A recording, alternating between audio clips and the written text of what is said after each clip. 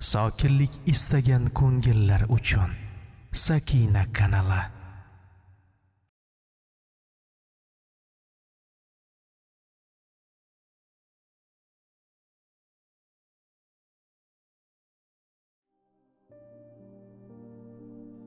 Flakon ustida boshqa tildagi yozuvlar bo'lib, lekin uning ichidagi suyuqlik g'alati rangda edi. Visoli uni ehtiyotkorligi bilan olib qo'ydi. U buni Suhrobga yoki Sardorga ko'rsatishi kerakligini angladi. "Kelinoyi, nimaga rangingiz oqarib ketdi? Biroz ko'nglim aynidi."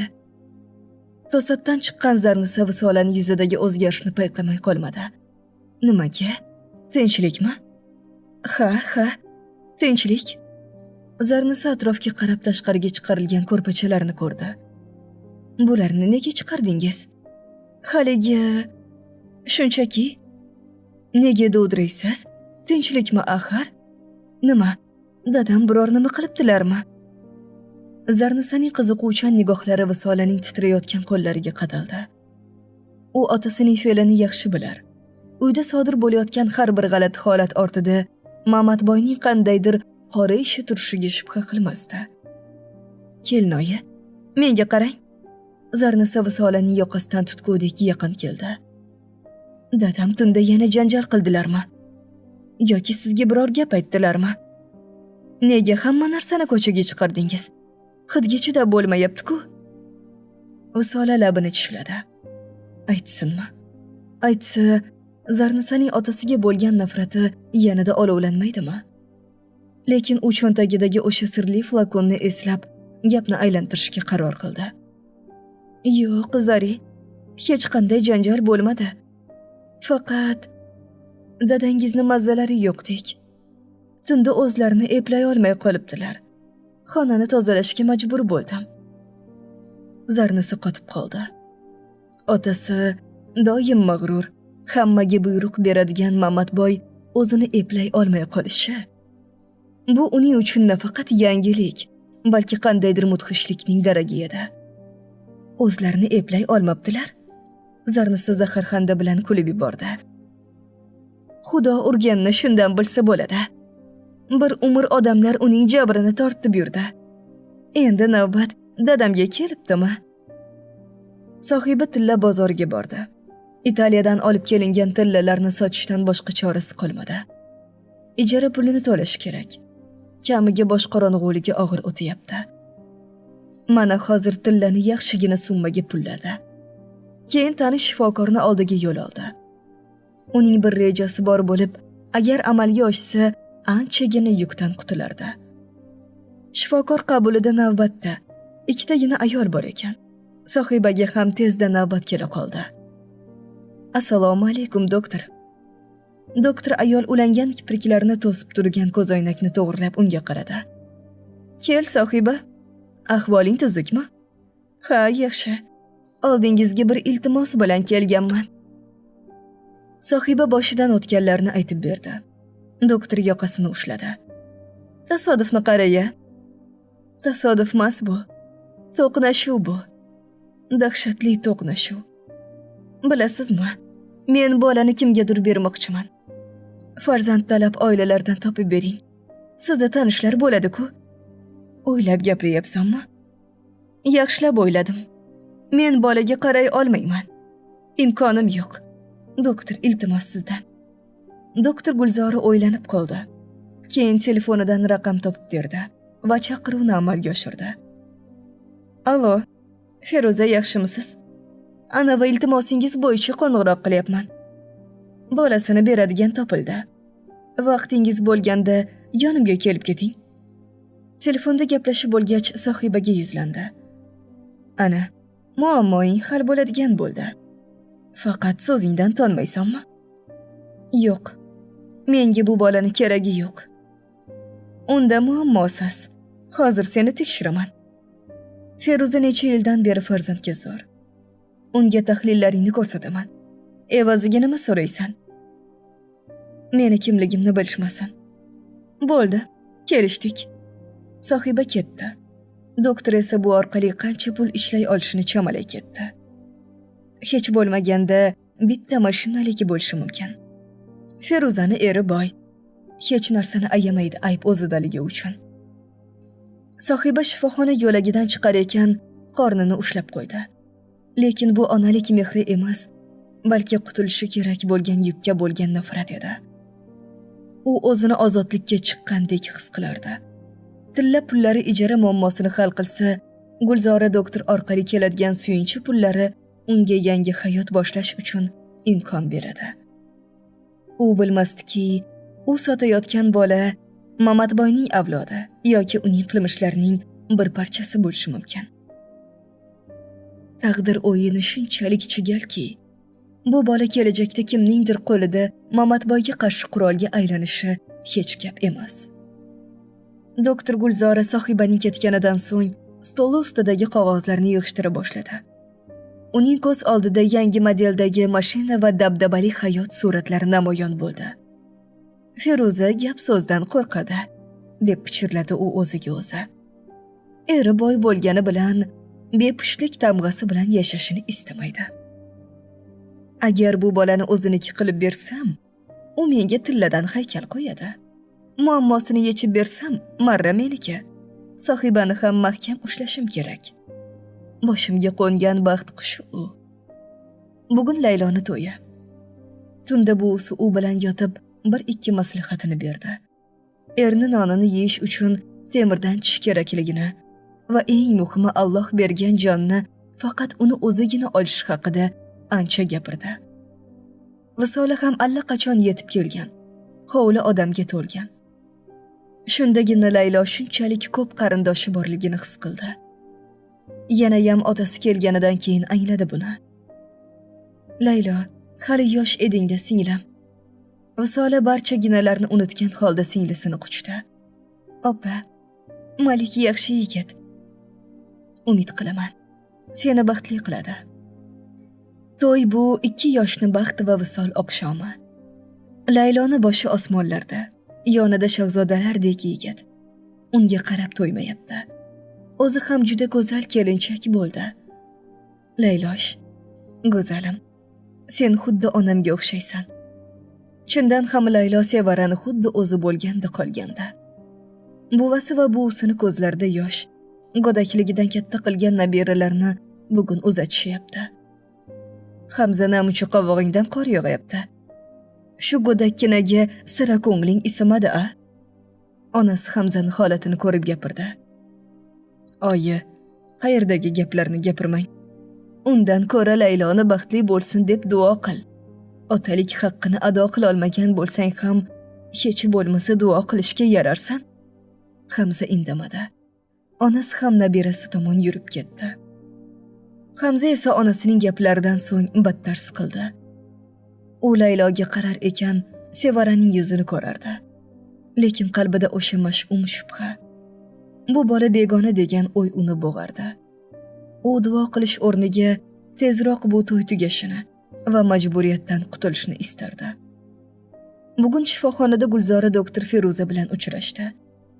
Feruza boy badavlat ayol bo'lsa-da, ko'zlarida qo'rquv va umid bilan doktorga tikilib o'tiribdi. Feruza xonim, hammasi tayyor, dedi Gulzoda shivirlab. Qiz rozi. Tahlillari a'lo darajada. Faqat bitta sharti bor. Bu ishni hech kim, hatto eringiz ham bilmasligi kerak. Ya'ni qizni kimligini.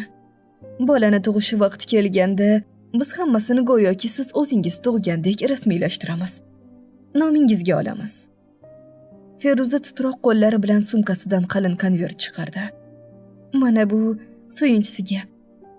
Agar hammasi silliq kechsa, sizni rozi qilaman. Faqat u qiz Sohiba, u keyinchalik da'vo qilib chiqmaydimi? Qo'rqmang, dedi Gulzora sovuq jilmayib. Men uning og'zini yopishni bilaman. U hozir pulga muhtoj. Keyinchalik ham da'vo qilmaydi. Biram xursand qildingiz, opa. Faqat bola uchun pul so'raydi. Qancha desa ham beraman. Bolani bersa bo'lgani. Keling, men sizga bolangizni videosini qo'yib beraman. Gulzora yozib olingan tasvirni ekranga yo'naltirdi. Nahotki men ona bo'lsam? Feruzani ko'zlarida yosh aylandi. Ha, onasi, sizni bolangiz bu. Rahmat, opajon. Sizni o'zim rozi qilaman. Feruza ko'zdagi yoshlarni artdi. Keyin eriga qo'ng'iroq qilib yangilikni aytdi.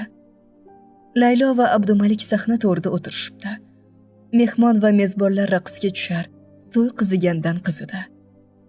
Bu to'yda ham Visoli bir chekkada e'tiborga tushmaslikka uringancha o'tirdi.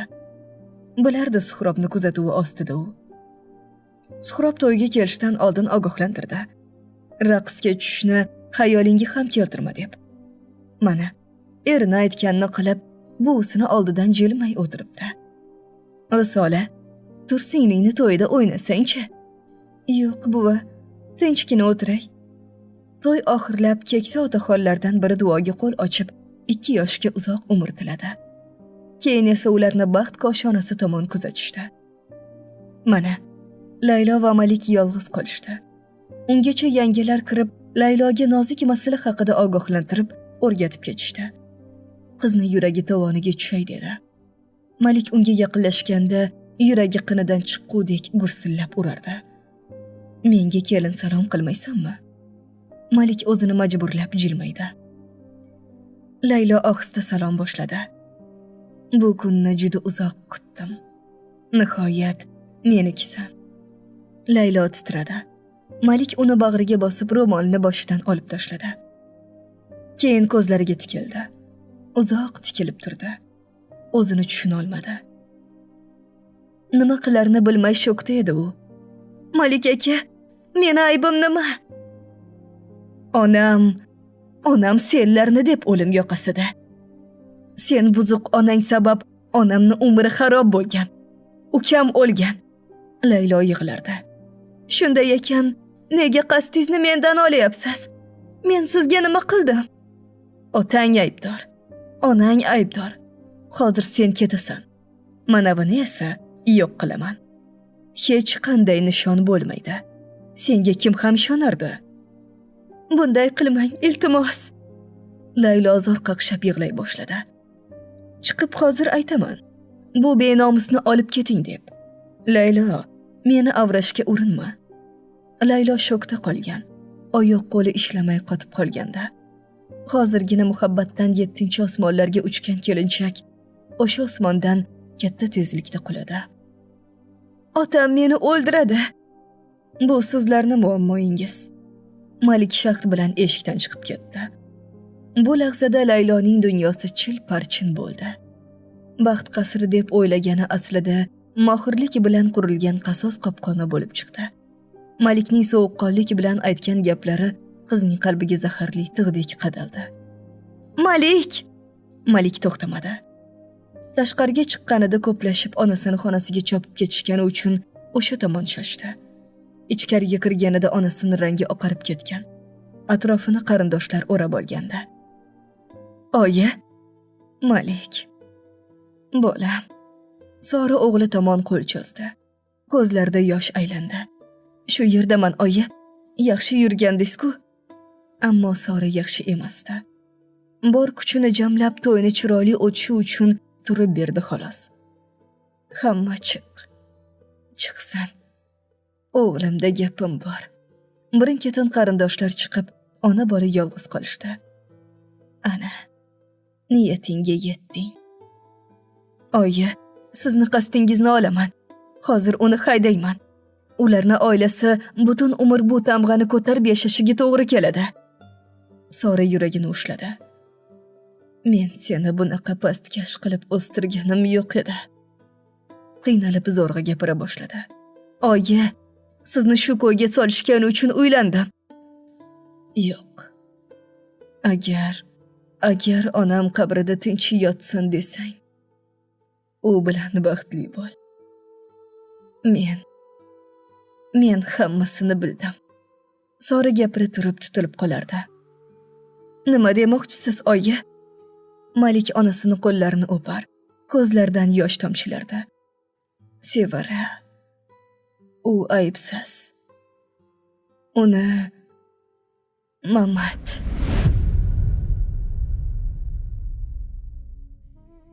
Sora qolganini ayta olmadi. Sorani boshi bir tomonga og'ib ketdi. Bo'g'zidan xuddi nafas chiqargandek ovoz chiqdi. Tashqaridan chaqirilgan tez yordam xodimi eshikni ochdi. Ammo kech edi. Oyi! Oyi! Nega jimib qoldingiz? Malikni ko'zlari dahshatdan kattalashdi. Oyijon! Yovvoyi o'kirik butun hovlini titratdi. Tashqarida kutib turganlar ichkariga shoshib kirdi. Shifokor darhol tomirni ushlab ko'rdi. Biologik o'lim. Hovlidagi ovozlar birdan to'xtadi. Bir necha daqiqa to'y bo'layotgan uyni endi shum xabar va yig'i-sig'i egalladi. Soraning vafoti Malikning qalbidagi qasos o'tini muzlatib qo'ydi. U onasining jonsiz tanasi oldida tiz cho'kib, uning sovib borayotgan qo'llarini bag'riga bosarkan, quloqlari ostida onasining so'nggi so'zlari jaranglardi. Sevara aybsiz. Uni Mamat. Malik dahshatli xato qilganini angladi. U qurbon deb o'ylagan Laylo aslida mana shu iflos o'yinlarning eng katta mazlumasi ekanini tasavvur qila olmasdi. Malik, bolam o'zingni qo'lga ol. Ammo Malik hech kimni eshitmas. Onasini jonsiz vujudini quchib yig'lardi. Oyi! O'lmang, oyijon! Malik, mayitni azoblayapsan. Tegmay menga. Oyim o'lmagan. U uxlayapti. Bir amallab Malikni ajratib olishdi. Keyin esa hamma harakatga tushib qoldi. Bir chekkada temir toshdek qotib turardi. Balki vijdoni unga azob berayotgandir. Kelindan kimdir xabar olsin, qo'rqmasin yana u. Visolani kimdir yarim tun bo'lishiga qaramay olib kelibdi. Suhrob ham unga hamrohlikda kirib keldi. Ichkaridagi xonada Laylo hali ham u yerda. Sochilib ketgan gullar va sarob bo'lgan orzular orasida o'tirardi. U Soraning o'limini eshitgani yo'q. Uning uchun dunyo Malik chiqib ketgan lahzada to'xtab qolgandi. Shu payt xonasiga Visola kirib keldi. U Soraning o'lganini eshitib, singlisini yonida turishi kerakligini tushundi. Lekin Layloning ko'zlaridagi qotib qolgan mung va uning ahvolini ko'rib, Visola hayron bo'ldi. Laylo, singlim tur. Kiyimlaringni alishtir. Visola ovozi qaltirab uni turg'azishga harakat qildi. Opa, u meni benomus dedi. Hammaga aytaman dedi. Laylo xuddi robotdek gapirardi. Endi qayerga boraman? Otam meni tiriklayin so'yadi-ku. Jinni bo'ldingmi? Nimalar deb aljirayapsan?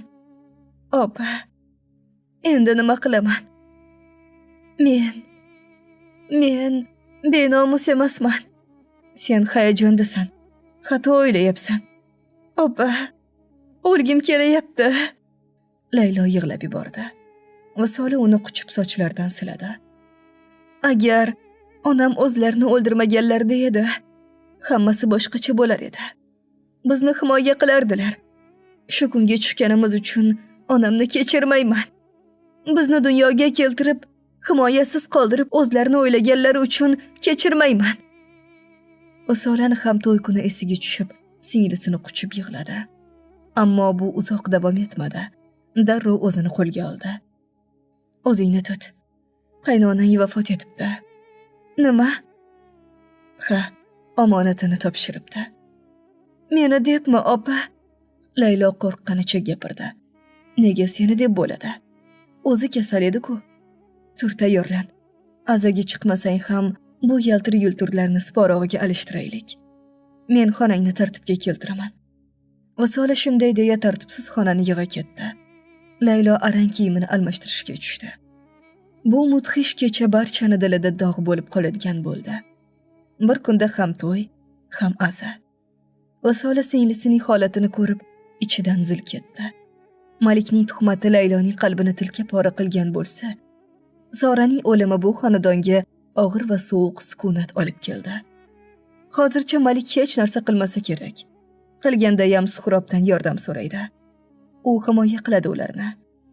Visola xonani yig'ishtirarkan, yerda yotgan yirtilgan mato parchalarini va to'kilgan gullarni ko'rib, Malikning naqadar vahshiylashganini angladi. U singlisiga bildirmay qonli matoni o'rab sandiqning bir burchagiga solib qo'ydi.